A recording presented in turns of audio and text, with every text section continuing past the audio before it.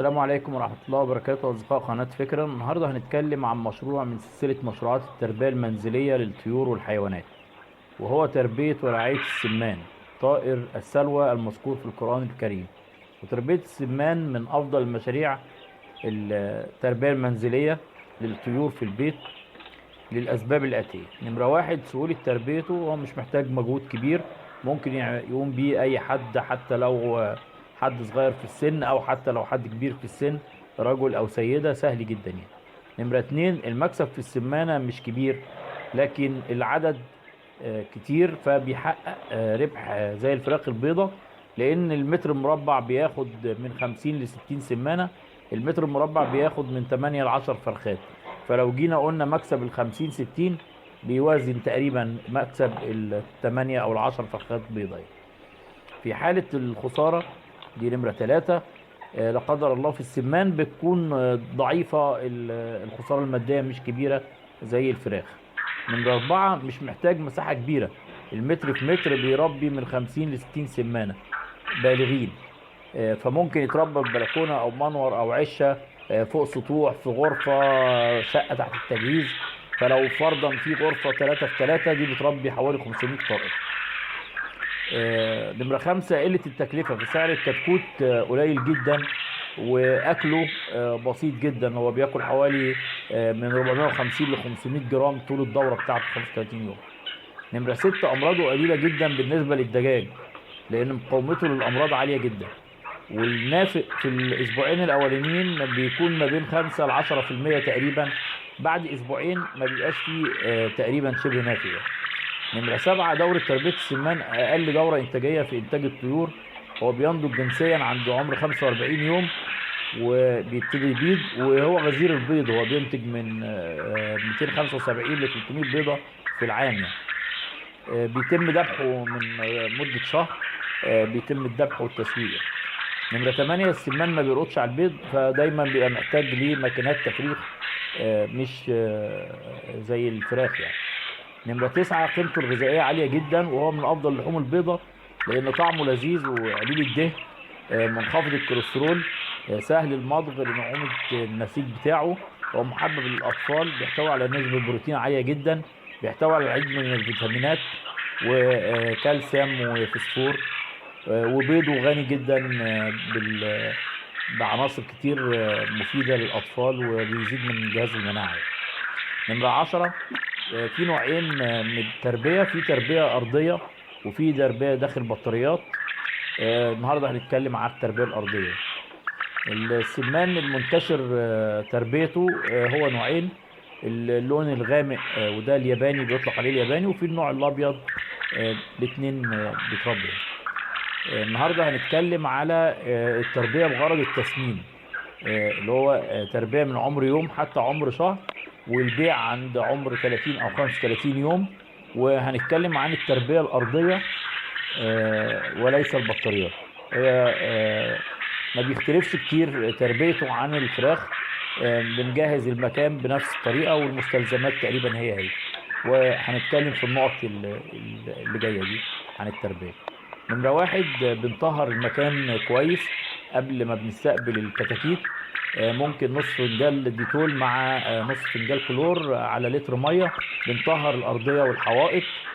نمرة اتنين، بنوضع فرشة من التبن أو النشارة أو الرمل.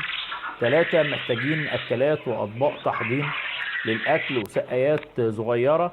بالنسبة للكتاكيت الصغيرة بنحط زلط مع المية في السقايات، على أساس إن الكتكوت حجمه صغير جدا، فلو نزل في المية بيغرق، فبنحط زلط أو طوب زي ما هنشوف في الفيديو يعني.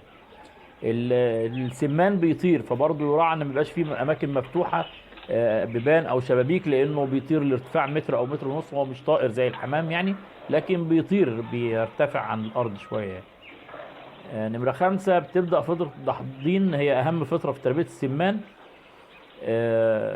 دي بنراعي فيها العوامل الجويه، ودرجه الحراره بتكون ما بتقلش عن 35، لان النافق هنا بيكون من 5 ل 10% في العمر دوت، من يوم لحد 3 اسابيع. نراعي ارتفاع درجه الحراره والرطوبه، بنجيب لمبات كهربائية، او لو العدد صغير بيتجمعوا حواليها زي ما هنشوف في الفيديو. لو مكان كبير وعدد كبير فبنستخدم دفايات، سواء غاز او دفايات كهربائية. نمرة 6، في الأسبوعين الأولانيين بيتم استخدام علف الفراخ بادي اللي هو تركيز 23 أو 24. بنطحنه في الخلاط عشان ننعمه. لو مفيش علف للسمان في المنطقة اللي احنا فيها فبنجيب البادي 23 أو 24 وبنطحنه وبنأكله لهم. بعد ال 15 يوم بنقدم لهم العلف عادي خالص، وممكن نضيف عليه كمان دشيشة ناعمة. نمرة 7، الطائر بيستهلك حتى عمر 35 يوم حوالي من 450 ل 500 جرام علف، وبيوصل الوزن من 170 ل 220 جرام. كيلو العلف تقريبا ب 6 جنيه ونص ل 7، يعني تكلفة الأكل ما بين 3 وربع و 3 جنيه ونص للسمان. السمان بنراعي نمرة 8، بنراعي ان هو من الطيور اللي بتنكش في الاكل كتير، فبنراعي ان احنا نحط علافات اللي هي بيبقى لها فتحات ضيقة ياكل منها، وبنتابع الاكل طول اليوم يعني. نمرة 9، في اول 3 ايام بنحط للكتاكيت محلول جفاف مع المية وممكن شوية سكر. وممكن بقى نستخدم بعد كده الفيتامينات بعد ال3 ايام دي، نستخدم الفيتامينات العاديه اللي بتقدم للفراخ. وغالبا اغلبيه المربين الصغيرين ما بيستخدموش اي فيتامينات للسمان، لكن بيقدموا له املاح معدنيه عشان نقضي على الافتراس، لان هو لما بتنقص عنده الاملاح في جسمه بينتش الريش في اخواته يعني. نمرة 10، الكتكوت بيتراوح سعره ما بين 1 وربع ل2 جنيه، الابيض والياباني الغامق.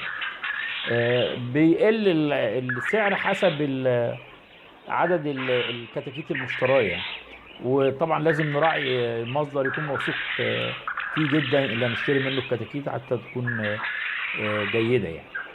نمرة 11، ممكن في الايام اللي زي الوقت اللي احنا فيه دلوقتي نشتري كتاكيت كبيره شويه عمر 15 يوم، ونكمل احنا مده الدوره المتبقيه اللي هي حوالي 20 يوم. بيكون السعر ما بين 4 ل 5 جنيه سعر الفرخ. نمره 12، تكلفه تربيه السمانه بيكون ما بين 6 ل 7 جنيه.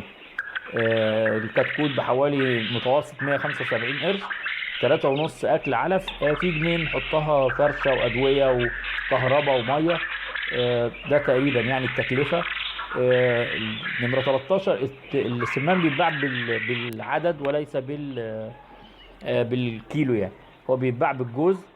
و بيكون سعر الجوز الحي حاليا دلوقتي تقريبا ما بين 22 ل 25، وحسب حجمه صغير عادي او جامبو يعني. النمرة 14، بالنسبة للناس اللي بتربي كميات صغيرة في البيت، يفضل انها تبيعه مطبوح ومتنضف ومحطوط في اطباق، نظام جوز او 4 مع بعض، جوزين يعني. نستغل السوشيال ميديا، سواء الفيس او سواء جروبات الواتس المشتركين فيها، وبنعرف الاصدقاء والجيران وزملاء العمل ان احنا عندنا سمان جاهز مذبوح ومتنظف وجاهز للبيع.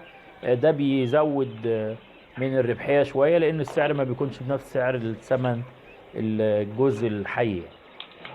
اخيرا اتمنى اكون قدرت اوفر المعلومات المطلوبة للتربية في البيت. وإن إذا الفيديو عجبكم أتمنى الاشتراك في القناة وتفعيل الجرس، وأشكركم على حسن متابعتكم، وكل عام وأنتم بخير، والسلام عليكم ورحمة الله وبركاته.